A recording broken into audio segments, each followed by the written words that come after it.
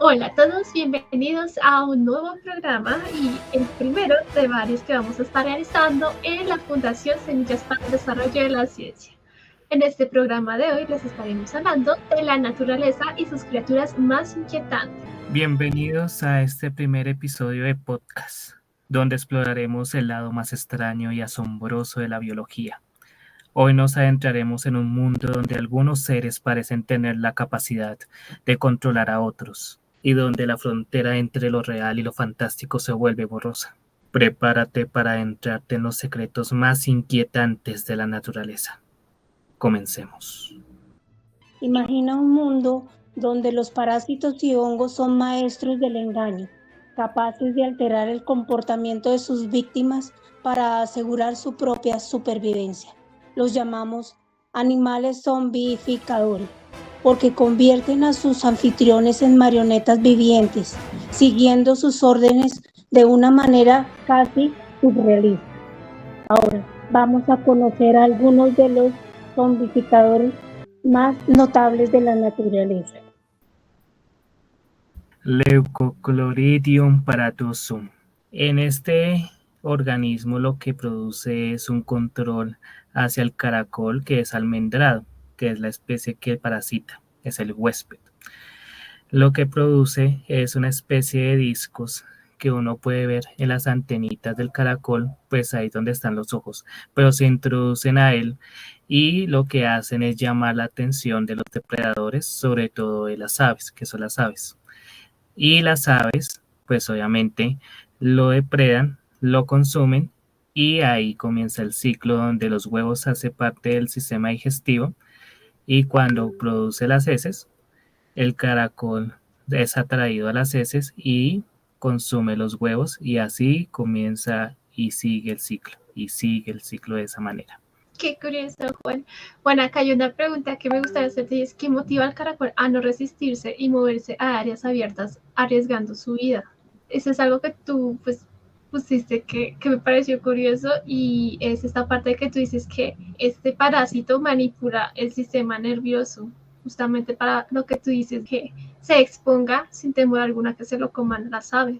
Exactamente, mejor dicho, no tiene control del cuerpo, es controlado por esos individuos y uno puede ver tan solo ahí dos, pero pueden haber cuatro, cinco dentro del cuerpo. Entonces, de esa manera, pues el caracol es susceptible a que sea depredado por las aves. Muy curioso. Es como un mecanismo que tiene el parásito, o sea, el minto, como para completar su ciclo de vida. El ciclo de vida incluye entonces al caracol y también incluye al ave que se va a comer el caracol. La idea del parásito es infecta al caracolito y el caracol pierde el control, pues como la voluntad, por eso estamos hablando de organismos zombificantes. Entonces, lo domina y la conducta del caracol cambia. Ellos normalmente están en la sombra, pero cuando están infectados, entonces tienen como las ganas de ir a ponerse justo en el sitio donde queden más expuestos para que el pájaro justamente pueda comérselo y entonces ahí el parásito puede completar su ciclo de vida. Pero la ventaja, por ejemplo, que tiene el parásito es que cuando infecta el ave puede dispersarse a cualquier lugar, ¿sí? Incluso a extensiones más largas donde estaba la ubicación del primer hospedero, más que todo, y de esa forma se puede dispersar a toda el área y puede aumentar también la infección a otros caracoles. Entonces, pues es un problema terrible para el caracol. Tenemos un video que muestra como tal las pulsaciones que tiene ese parásito y pues ahí podemos ver de que no es únicamente uno, sino podemos ver que hay como dos dentro de la conchita y se ve que el pobre caracol está siendo manipulado por ellos. Se ve muy feo. Sí, pobrecito caracol. Bueno, más que todo el Ophiocardices unilateralis es un hongo, más que todo del grupo de los ascomicotas.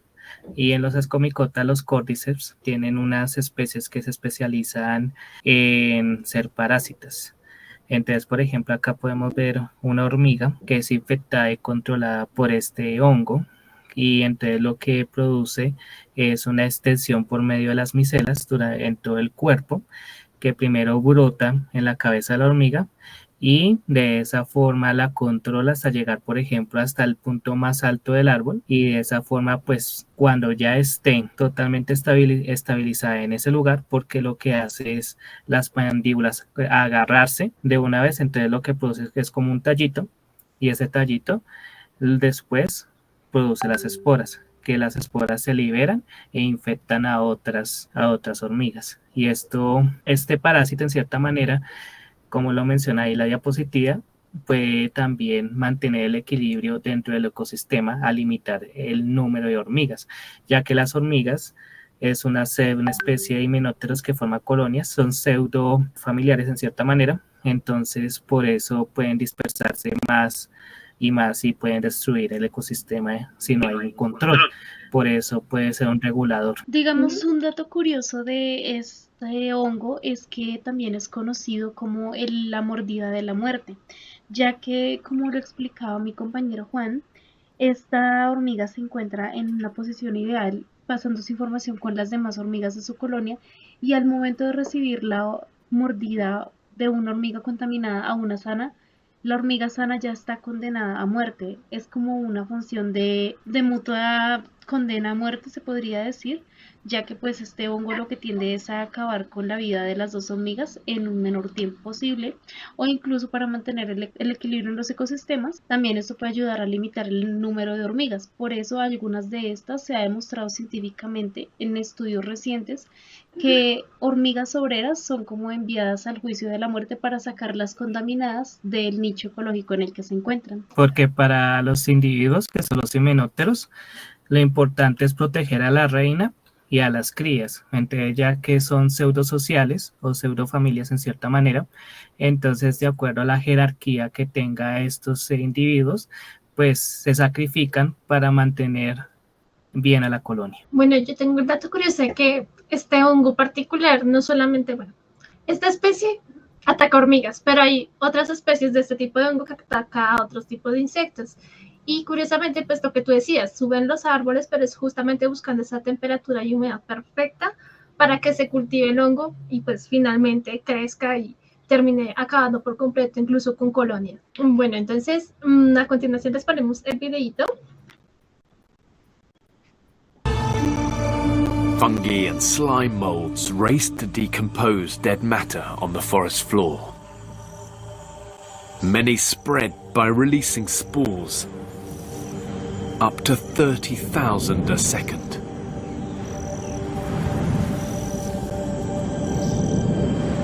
If just one of these spores lands in the right place and takes root, it can colonize a whole new area.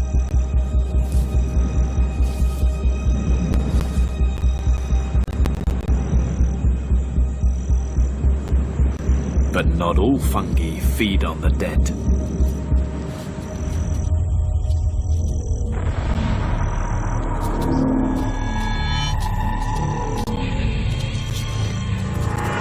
Days ago, a spore landed on this ant.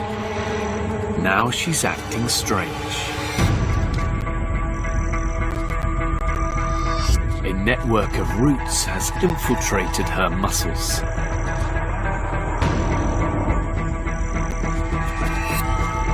Her body has been taken over by cordyceps, a parasitic fungus.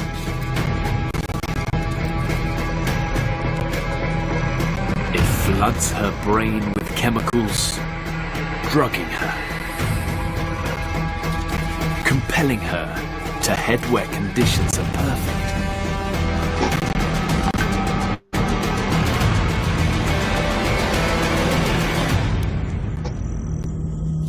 Just the right amount of light, just the right amount of humidity for the parasite growing inside.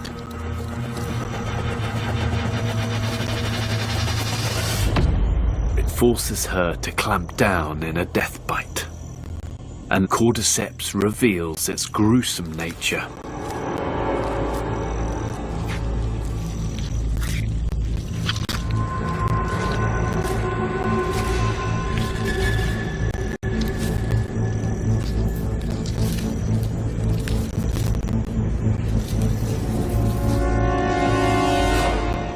After 3 weeks of growth, Cordyceps can release its own spores, infecting more ants, releasing more spores, infecting more ants, releasing more spores, infecting more ants, infecting more ants, more ants, more ants, more ants.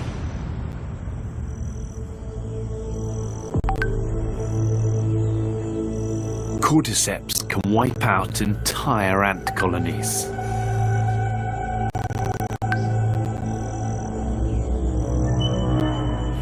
But more than just ants are at risk.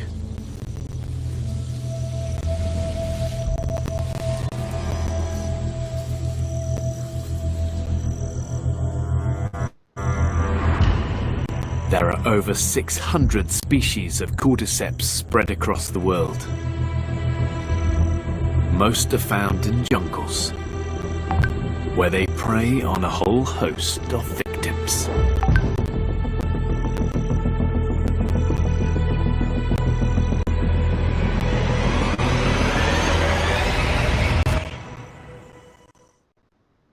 Ahí, para un dato para agregar, existe un videojuego llamado The Last of Us, pues fue desarrollado por Naughty Dog y lanzado en 2013.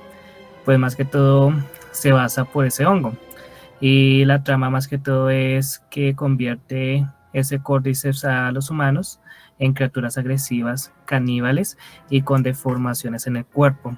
Como es un escenario posapocalíptico de cómo sucedería o qué pasaría si ese hongo infectara a vertebrados, y sobre todo de esa manera como lo hace con estos artrópodos. Entonces, y ahorita pues hay una serie de televisión de la plataforma HBO basada en ese videojuego, y ahí pueden mirar como tal pues lo que posiblemente sucedería con esa situación. Sí, yo sí conocía la serie. Bastante tenebroso pensar eso. Total. Un escenario que podría ocurrir en esa situación, primero está el huésped, en cierta manera, el huésped que hace que desarrolle o mute el individuo, ¿sí? Como lo vemos también en el planeta de los simios, que está el primer ser humano infectado y en cierta manera pues propaga las esporas o propaga el virus a las personas. Bueno, siguiendo con nuestros organismos zombificadores, tenemos el Toxoplasma gondii. Entonces, el Toxoplasma gondii pues es un parásito que se transmite por las heces del gato.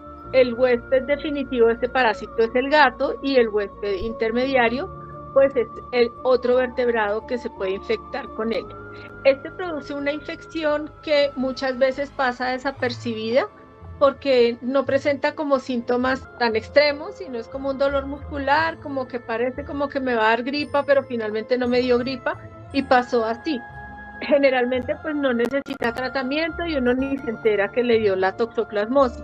El problema es cuando la persona que le da la toxoplasmosis es una mujer y se encuentra en embarazo, porque este parásito es capaz de atravesar placenta e infectar al feto, y puede tener consecuencias muy graves pues en el desarrollo del feto. Este parásito pues digamos que lo traigo a colación porque pues surge la pregunta de si hay la posibilidad de que esa estrategia de zombificar, que parece ser muy efectiva evolutivamente porque permite mantener la especie y también controlar el número de otras, pues de todas maneras es una estrategia muy exitosa.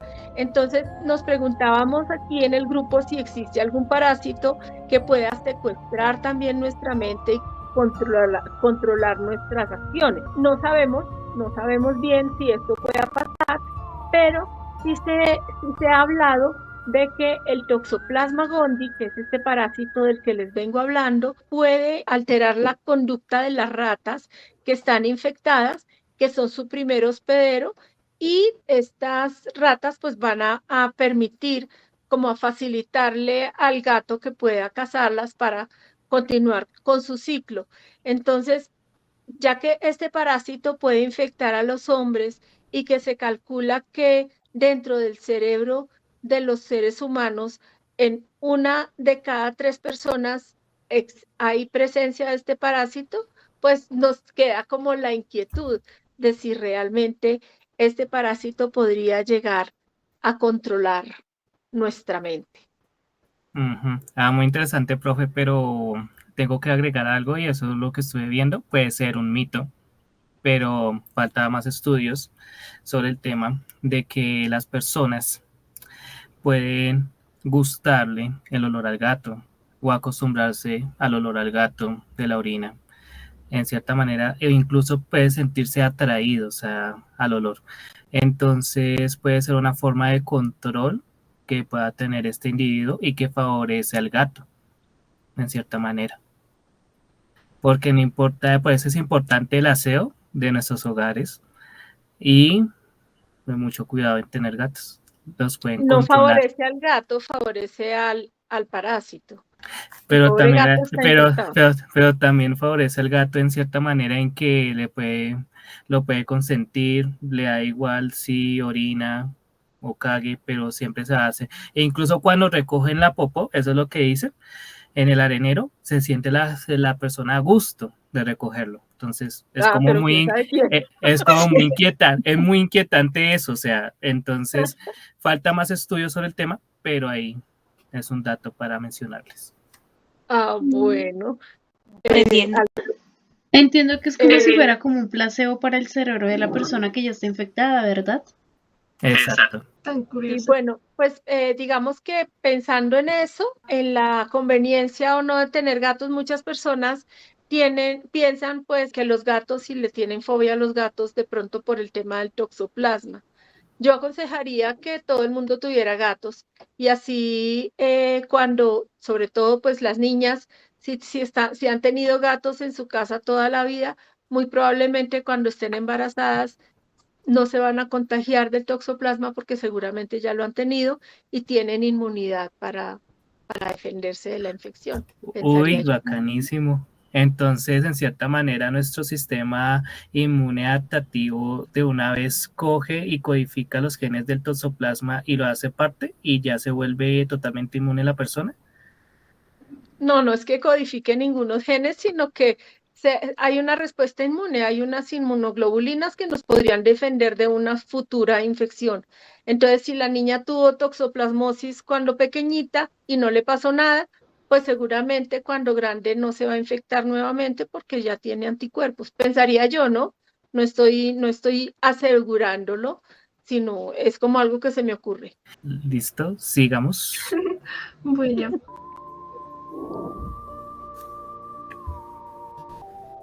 Avispas. Ps, ps. Más que todo, pues conocemos 3 tipos de avispas que nos causaron mucho terror. Entonces las vamos a mencionar: la Hymenoptymesi argyrofaga, la Ampules comprezza y la Inocampus coccinellai. ¿Cuál es la que les más llamó la atención a ustedes? yo diría que la que infecta las cucarachas, la Ampulex compressa, ¿Y por qué? porque tiene como colores llamativos.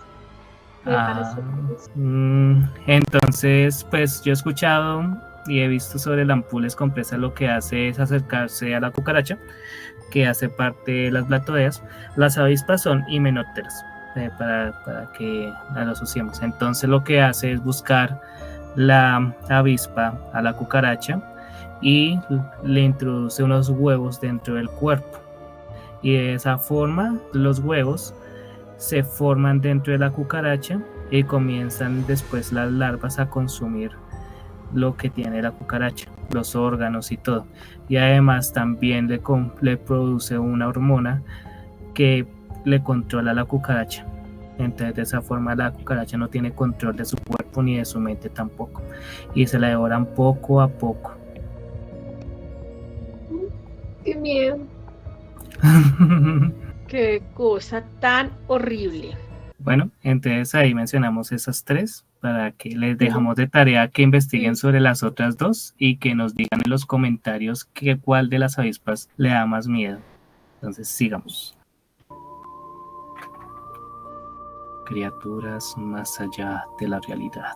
En este segundo módulo que vamos a hablar de criaturas que son realmente misteriosas y parecen traídas de otro mundo, vamos a hablarles de algo más abstracto que parece desafiar las leyes conocidas de la biología. Hablamos de seres que no solo existen en nuestro mundo, sino que lo perciben y responden de formas que parecen trascender la lógica. Así que prepárense para conocer al Physarum polycephalum, un organismo unicelular que parece poseer habilidades que rozan la inteligencia. Oh, por Dios. Pues él tiene un alias llamado Blood, que es muy raro. Dicen que es un ser mucilaginoso, es como gelatinoso en cierta manera. Y pues no se sabe qué es. Hola.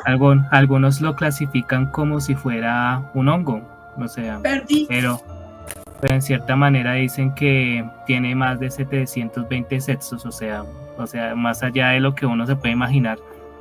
Y pues lo más interesante es que dicen que tiene una inteligencia espacial, y eso es lo que destacan. Por ejemplo, un estudio realizado en Japón demostraron que por medio del policephalum puede indicar cuáles son las rutas del metro como tal que tiene actualmente el metro de Tokio, y además encontró unas vías que pueden ayudar a los arquitectos y a los ingenieros civiles para buscar otras alternativas al metro subterráneo. También han encontrado que puede aprender y memorizar y además adaptarse al medio donde está. Y si es cortado, pues es capaz de sanar rápidamente. Estamos hablando de un ser que tiene habilidades que uno se queda pues estupefacto en cierta manera, porque es un ser que puede ser incluso inmortal si tuviera la habilidad de ser inmortal. Imagínense la capacidad que tiene ese individuo de adaptarse a otros medios. Faltaría mirar si hay estudios que se hayan realizado pues en el vacío, por ejemplo, o por ejemplo si se puede adaptar en el espacio. Tocaría mirar si a futuro o si hay estudios sobre eso. Por ejemplo, en el siguiente video, que hace parte de un estudio y ahí podemos ver cómo el Blood busca las diferentes alternativas para encontrar la comida. De cierta manera uno se queda sorprendido de que como un ser que no tiene cerebro pueda tener esas habilidades. ¿Qué creen, compañeras? ¿Qué suponen? Bueno, yo cuando vi el video también quedé sorprendida. Uno pensaría, no, pues uno que puede ver se guiaría o por el olfato o por alguna sensación, ¿no? Este hongo debe tener algún método para encontrar su alimento. De pronto hay como de por sí está en medio de cultivo y tiene unas limitaciones espaciales, barreras espaciales.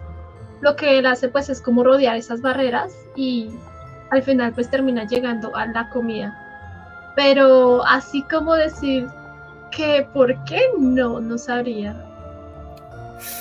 Es que sí es un ser vivo, que uno se queda estupefacto. O sea, yo ni siquiera sabía la existencia de él desde el año pasado, de verdad. Y es fascinante. Misterioso.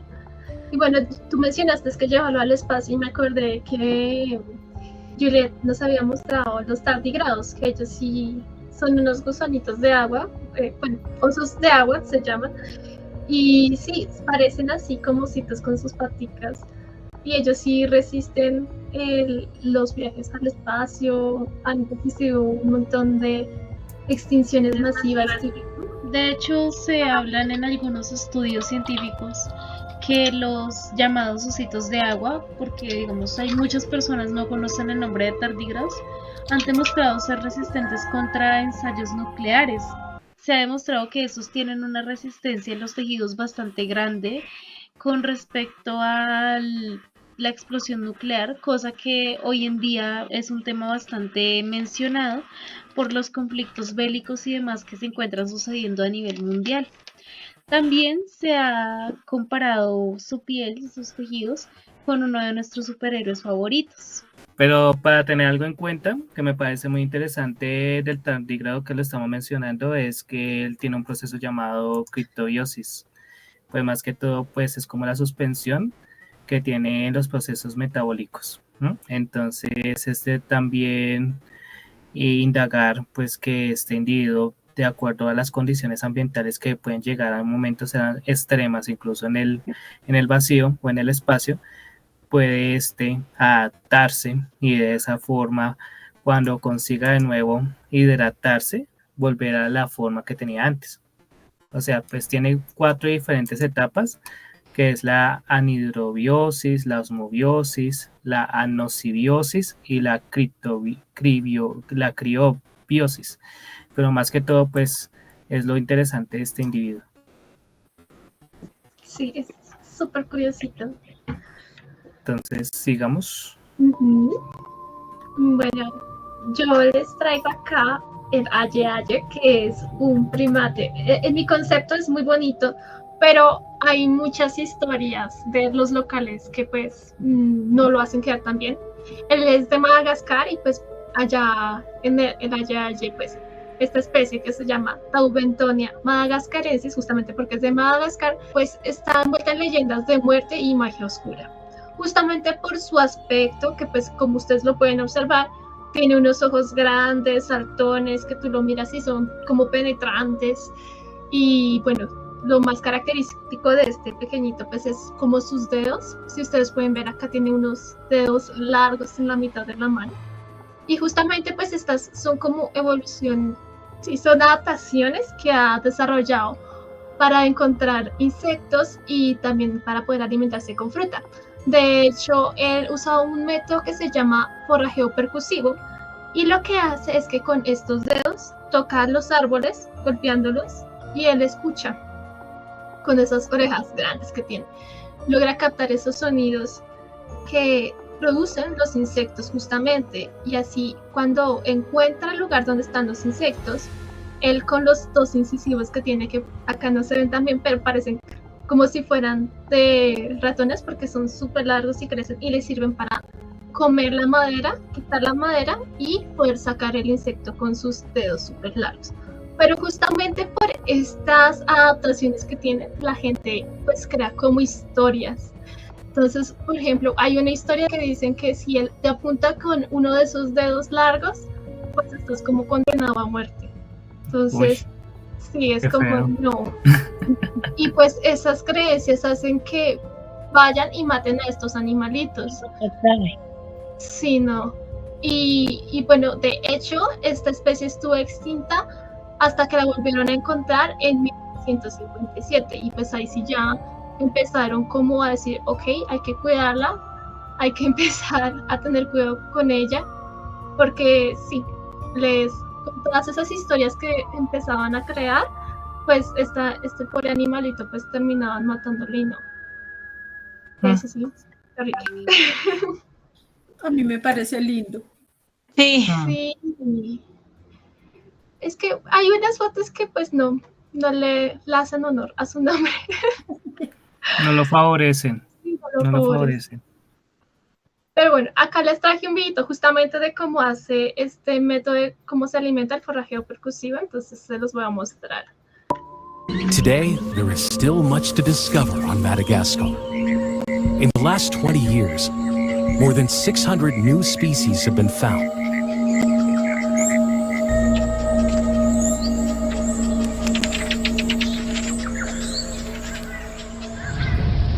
The most elusive creature on the island is an animal that was thought to be extinct for 2 decades, only rediscovered in 1957.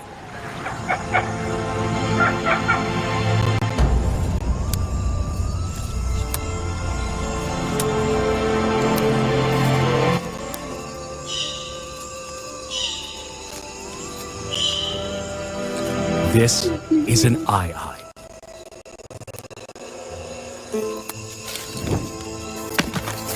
It leaps like a lemur.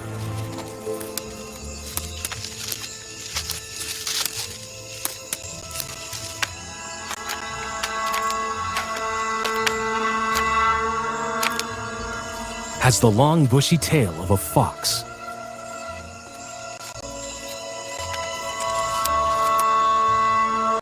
And gnarled spidery claws. Rodent-like incisors.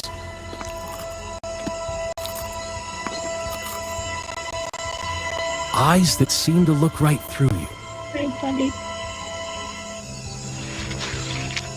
Giant, floppy ears to amplify the smallest sounds. And a long middle finger with a sinister hook.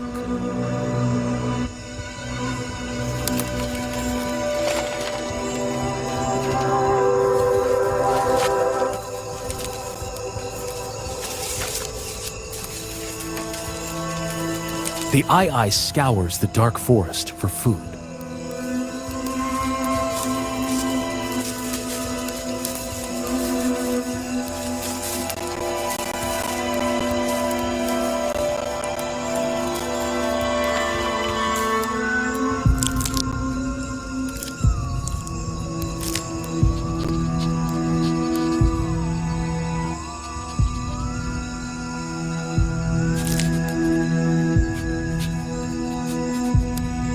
The elongated finger taps at the bark.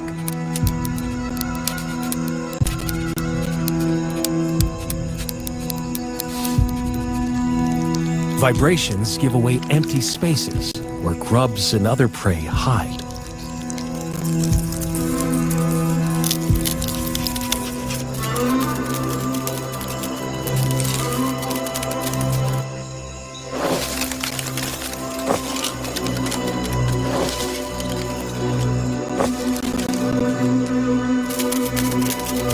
The long, hooked digit leaves the defenseless larvae with no escape.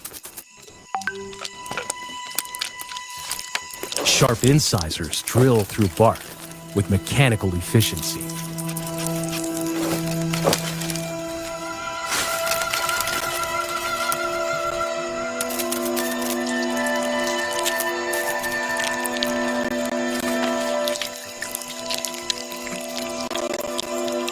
The Ai has evolved to fill the niche occupied elsewhere by woodpeckers. But its precise place in the evolutionary tree remains a mystery. Seen locally as a harbinger of death, few animals have inspired as many myths. Not even the Galapagos has an answer to this. ¿Qué tal les pareció? Today, Es muy Me pareció un individuo raro de la naturaleza en cierta manera, que tenga esa habilidad con el dedo y que se haya adaptado. Sí, es una adaptación única. Es un nicho específico para él, un ambiente específico. Como los pájaros carpinteros que tocan la madera para comer los bichitos, solo que él es un mamífero y pues usa este método. Es bien curiosito. tiene la sensibilidad de los ojos para encontrar la comida. Ujú. Bueno, y ahora está el murciélago vampiro, que creo que ustedes han escuchado muchas historias al respecto de Drácula, seguramente. Sí, esta especie pues, se llama Desmodus rotundus. Y justamente, pues hay varios tipos de murciélagos. Este particularmente es hematófago, es decir, que se alimenta de sangre. Pero pues hay otros murciélagos que se alimentan o de fruta o de insectos, como el que vamos a ver más adelante.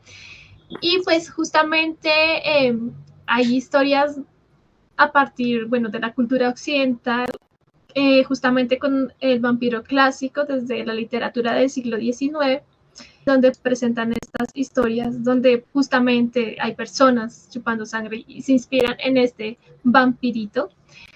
Y hay otras historias, dependiendo de las tradiciones, como la de la mitología de los Cowis en Colombia, donde los murciélagos son vampiros que tienen un valor simbólico especial, ya que son vistos como hijos incestuosos del sol y están vinculados a temas de fertilidad y sexualidad. Es un dato curioso, yo no lo sabía. Y además, en algunas culturas indígenas amazónicas se cree que estos murciélagos son transformaciones de hombres que disfrutan de derramar sangre. Bueno, esas ya son como historias un poco llevándolo a lo tenebroso, pero pues bueno, estos pequeñitos pues igualmente son parte del ecosistema y hay que cuidarlos. A pesar de que pues digamos en el video que les voy a mostrar a continuación, ellos al alimentarse justamente de sangre lo que hacen es que van a donde hay rebaños de vacas y se suben a ellas, cogen en los tobillos y las muerden o en las orejas y chupan esta sangre.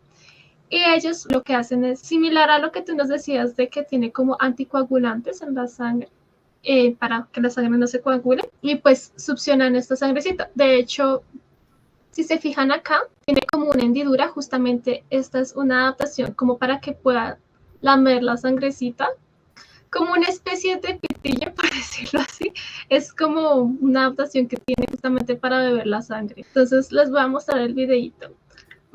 Bueno, hay un detalle que muestran en el video y es que pues ellos pueden contagiar la rabia y justamente es por esto que se mueren el ganado, no justamente porque estén bebiendo la sangre. Llega por la noche, evitando la luz de la luna. Tiene un deseo que consume todo su tiempo: alimentarse. Y solo hay una cosa en el menú: sangre. Esta no es una criatura mítica, sino un animal vivo. El murciélago vampiro.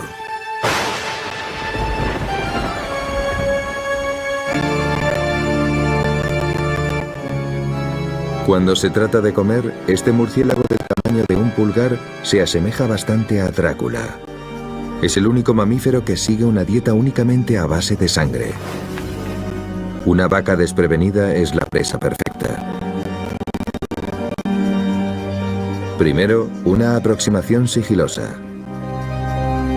Los murciélagos pueden andar sobre sus pulgares y saltar como un conejo. Los tobillos y las orejas son los principales objetivos. Un mordisco rápido y el banquete da comienzo. Estos vampiros tienen colmillos de verdad, unos incisivos superiores afilados que pueden clavarse delicadamente en su presa sin ser detectados. Los anticoagulantes de la saliva del murciélago evitan que la sangre coagule.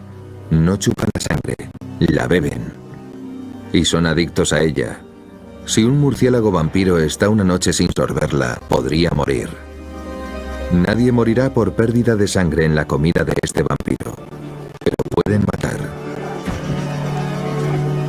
Cada año muere ganado por valor de millones de dólares a causa de la rabia transmitida mediante los mordiscos de los murciélagos vampiros.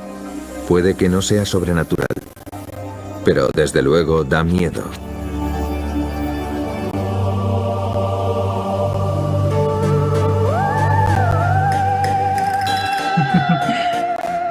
Me parece muy... Yo no sabía el método que ellos tenían a la hora de chupar la sangre, de verdad. Yo pensaba que era que insertaban los colmillos y de una vez comenzaban como a chuparlo así de una vez con la boca, no utilizaban la lengua para sacarla y así lamerla. Yo no sabía que tenían esa técnica.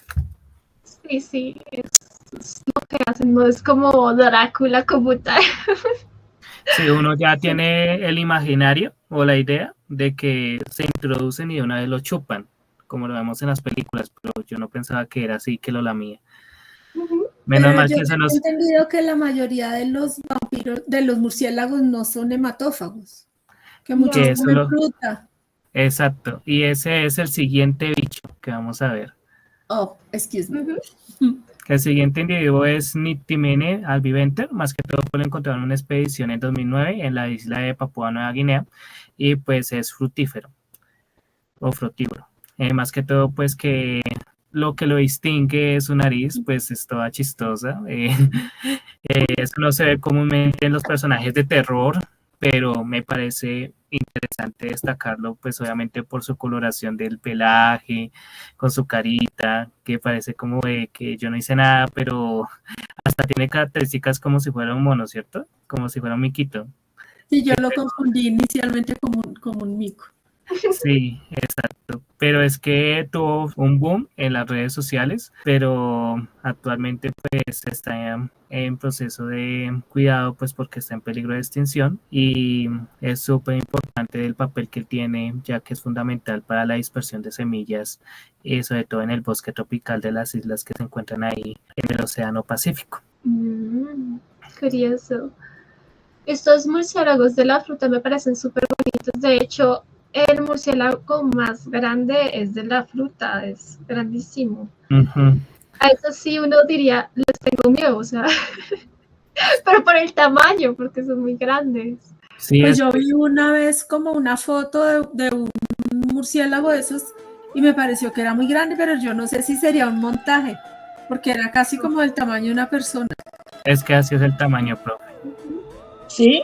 Sí, señora. ¡Qué miedo! Pues comen fruta. Son frugívoros, se alimentan de fruta, entonces pues no, o sea, son grandes solamente. No, pero no es animal y uno no sabe, pues tocaría mirar si es agresivo, porque aunque pueda ser fructífero, pues obviamente los animales tienen comportamientos defensivos. Bueno, y les traigo acá la araña camello, que le dicen araña camello, pero en realidad no es una araña, es un solfuge. Y pues este nombre viene porque le huye al sol, justamente. Ellos lo que hacen es irse hacia las sombras y no estar tanto tiempo en el sol porque pues están en el desierto. Y esta arañita, bueno, comillas, también tiene sus historias terroríficas, pero esto viene, digamos que por la parte en la guerra que hubo en Irak en 2003, que surgieron rumores en internet que describían que estas arañas eran como depredadores sanguinarios capaces de devorar soldados mientras dormían. Entonces ahí ya exageraron su tamaño, su agresividad, su velocidad, que pues sí son rápidas, casi como la velocidad de una persona normal, pero pues no es que sean tan exageradamente sanguinarias como lo decían en las historias. Y pues bueno, son relativamente grandes, son de 15 centímetros, pero pues no son letales para los humanos, solamente pues te pueden llegar a picar y pues la picadura es dolorosa, pero pues no son letales. Entonces sí, pues eso les cuento de estas pequeñitas. En realidad se alimentan de insectos, roedores, pequeños reptiles, pero como tal no atacan a los humanos, pues si tú no las molestas, claro.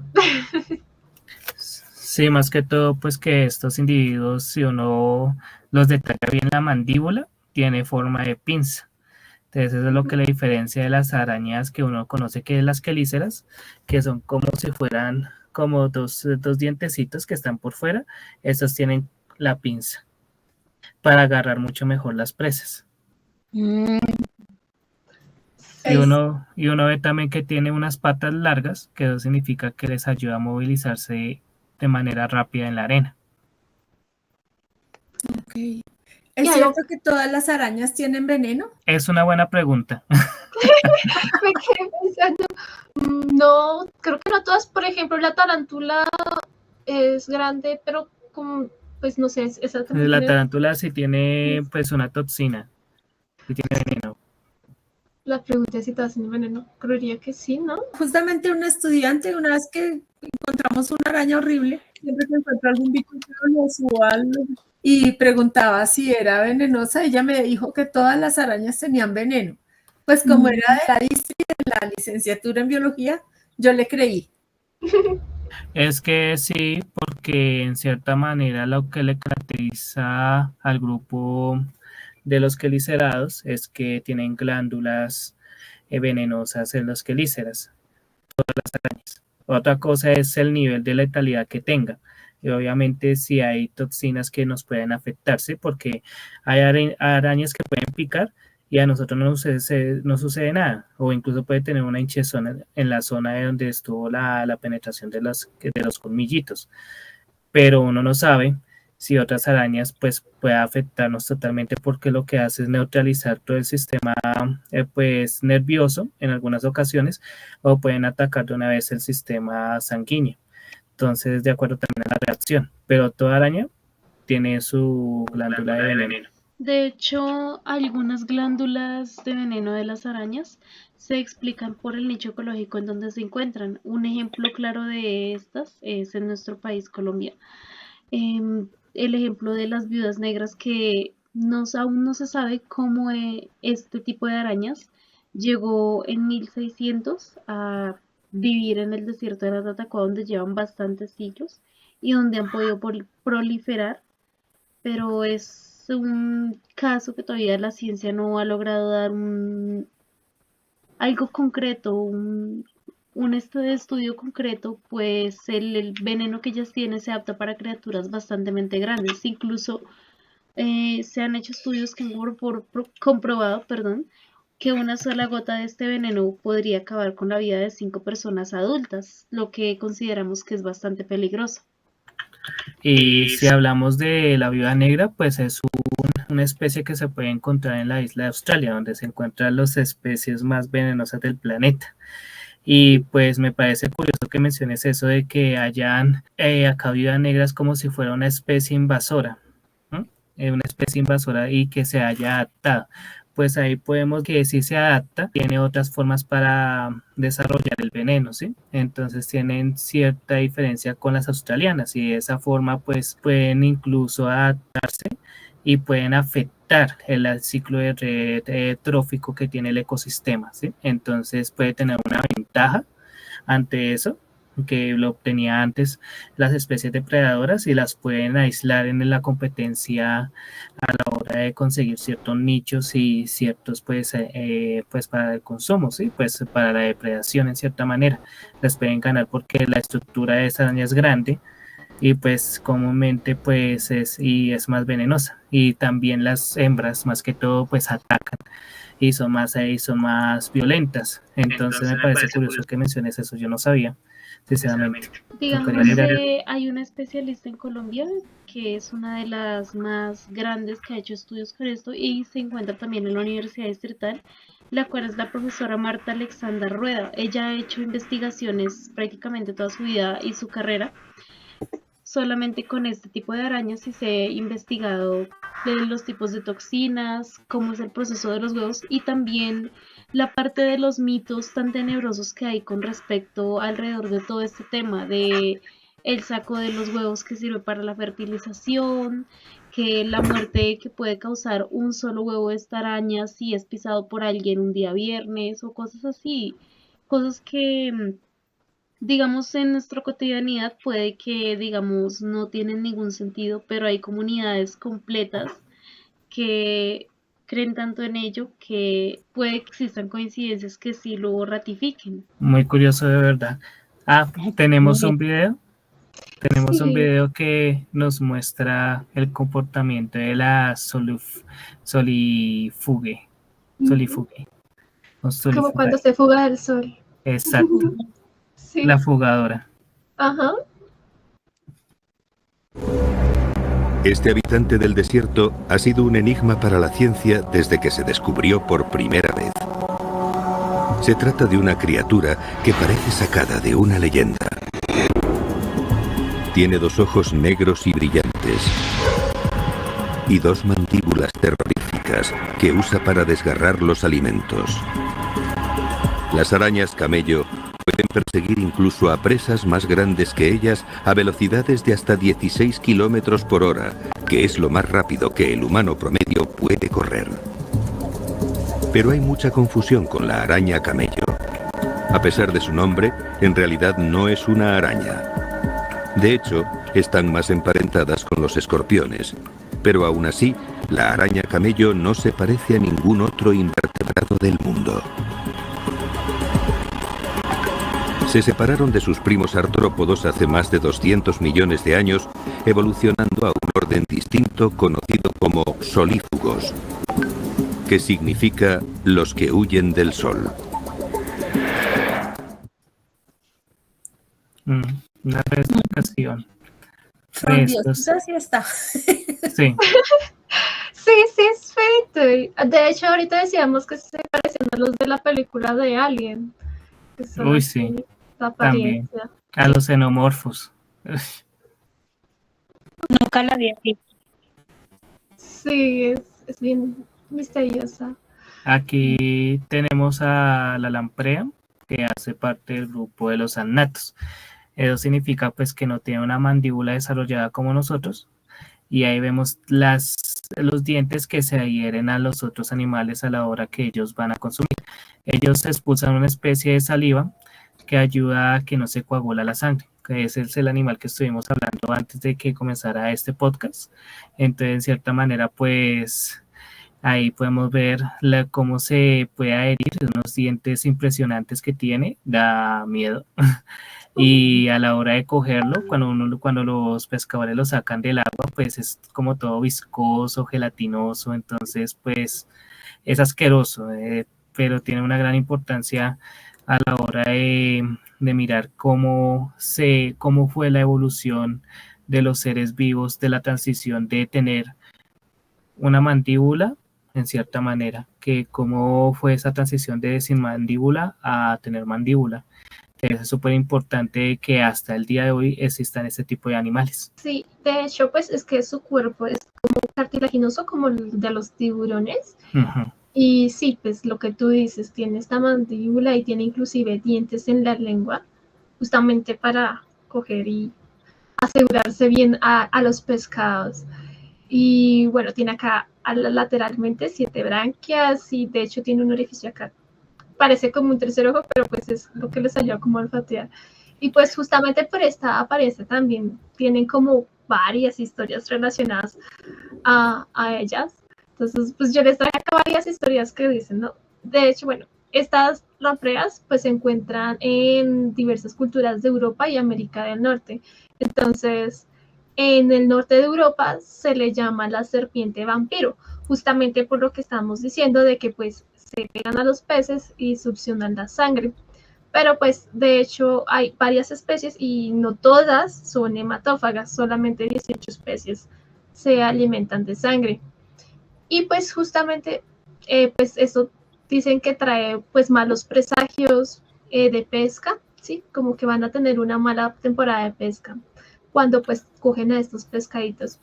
Y en Escandinavia y Rusia pues se le considera una criatura del inframundo, como si fuera un alma errante que vaga por las aguas profundas buscando presas para saciar su hambre de sangre. Y en América del Norte, algunas tribus la ven como el espíritu guardián de los ríos oscuros, una vigilante de las aguas que ataca a quienes intentan explotarlas. Entonces, por un lado, la consideran aterradora justamente por tomar sangre, pero por otro lado la consideran como una guardiana. Y en Inglaterra, tras la muerte del rey Enrique por una lamprea en mal estado, se le atribuyó una maldición por la que esta criatura provoca enfermedades y mala suerte. Justamente el rey Enrique I comió una lamprea, se murió y pues ya, ahí se le adjudicó como maldición.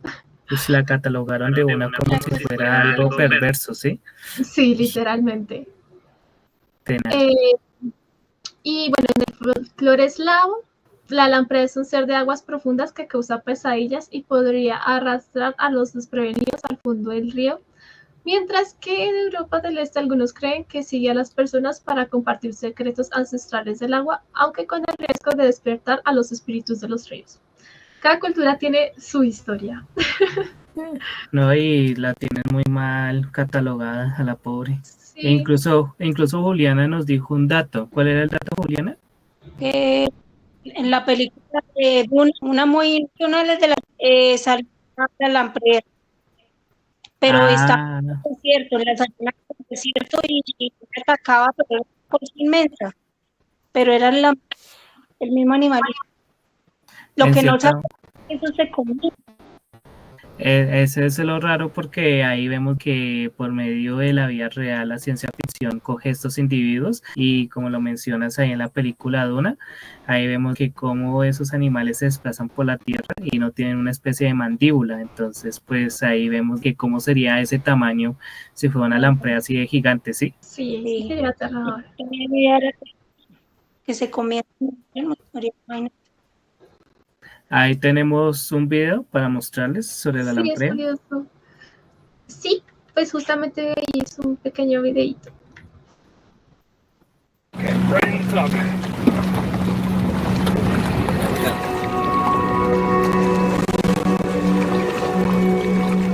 Paddlefish in this stretch of the river are heavily parasitized by silver lampreys, and so almost every every paddlefish we see has numerous fresh wounds, scars, and actual lampreys attached. I think our record is 11 or 12 on one fish.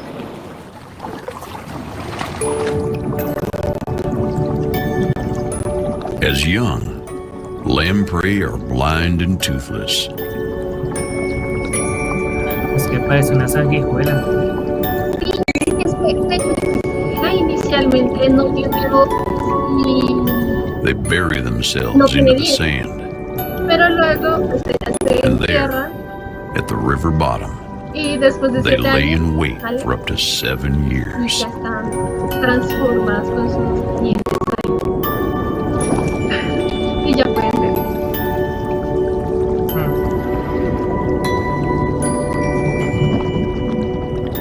When they come out, they're a changed fish. Their gill holes are fully formed. They can see, and they've grown a mean set of teeth. Rings of them. They even have teeth on their tongues, so they can rasp into the flesh of their prey and suck blood.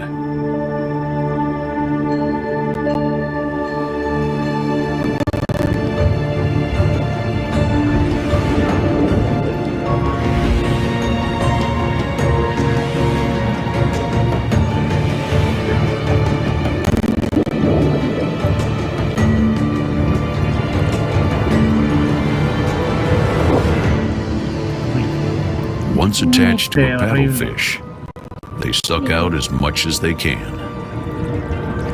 They rarely, if ever, kill the fish, but they leave terrible scars.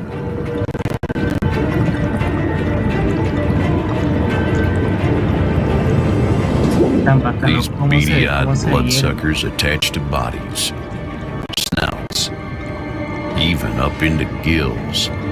Es que no, vea, es que ni siquiera discriminan en qué zona se van a herir. These are lamprey scars. You can even see the teeth marks on them.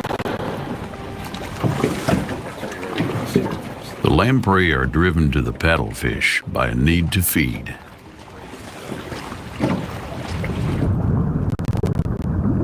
No beauty contest winners here. Y bueno, ese es el videito. Justamente cómo se pegan a los peces. Ay, qué estupor. Sí. La siguiente especie, pero esta es una especie de planta y me parece muy interesante destacarla porque no la he visto así mucho que la muestren en documentales ni nada, sobre todo también por el archipiélago donde se encuentra, que es el archipiélago de Socotra, que se encuentra en Yemen. O sea, Yemen ahorita es un país devastado por el conflicto de la guerra y todo, entonces la gente tiene ese miedo de viajar a esos países y no tiene la posibilidad de ir a estos lugares. Entonces la Dracaena cinnabar es una especie de árbol que le dicen el árbol sangre, porque produce una especie de resina que tiene coloración roja. Incluso las culturas antiguas utilizaban el árbol para usos médicos y también para la magia.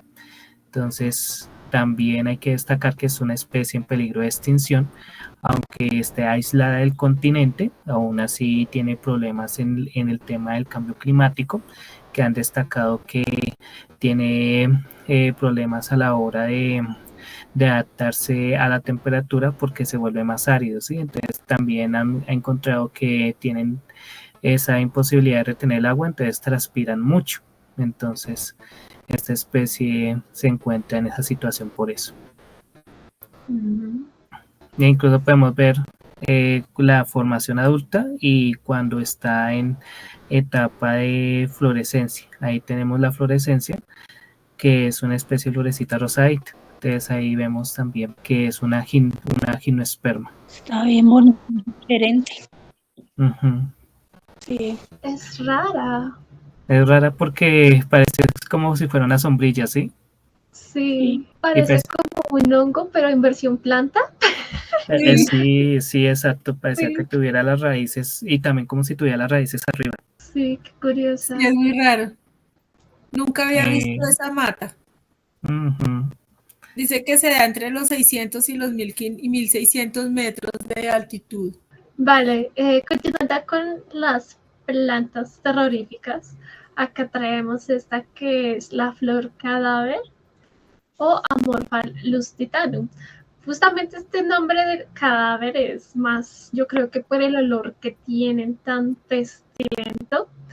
Y pues estas flores son enormes, como podemos ver acá, pueden llegar a medir 4 metros de alto, son extremadamente grandes. Y pues de hecho es considerada la flor más apestosa del mundo.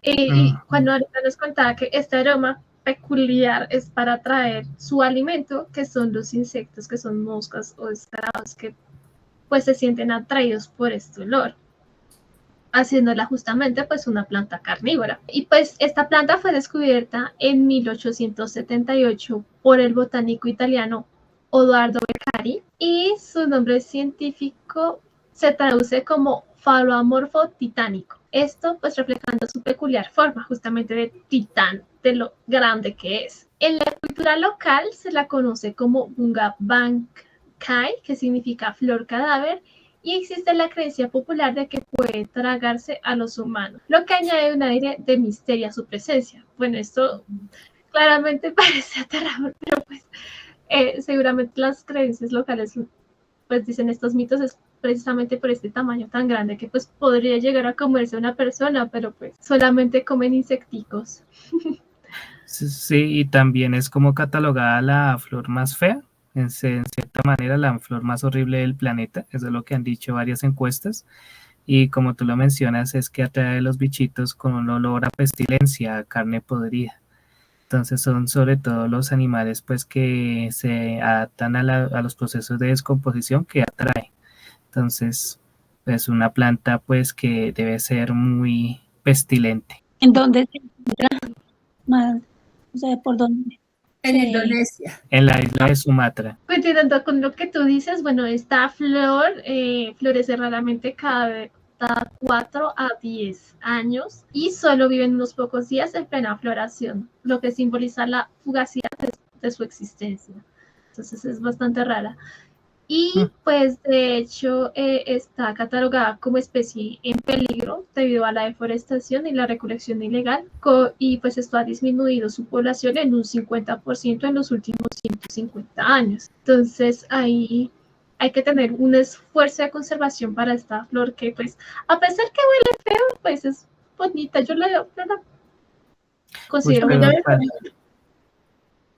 Sí. Pero para ser grande tiene una poca duración de vida, o sea, la florescencia no dura mucho. No dura tanto.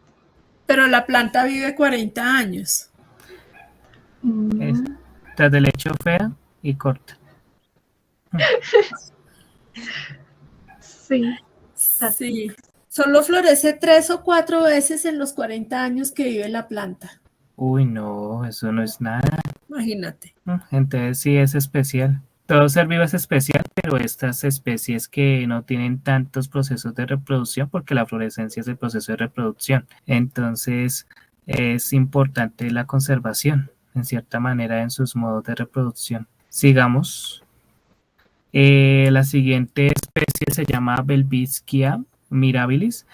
Se encuentra en el desierto de Namib, que está en Namibia, está en la parte más sur de África, más que todo pues es un desierto que dicen que es uno de los más antiguos del planeta, y hay que destacar a esta especie porque tiene una longevidad de entre 1000 a 1500 años, pero hay algo que destacar. Otras especies de plantas que tienen esa misma longevidad pueden cambiar de hojas, pero esta planta se destaca de que tiene 1 o 2 hojas que son permanentes.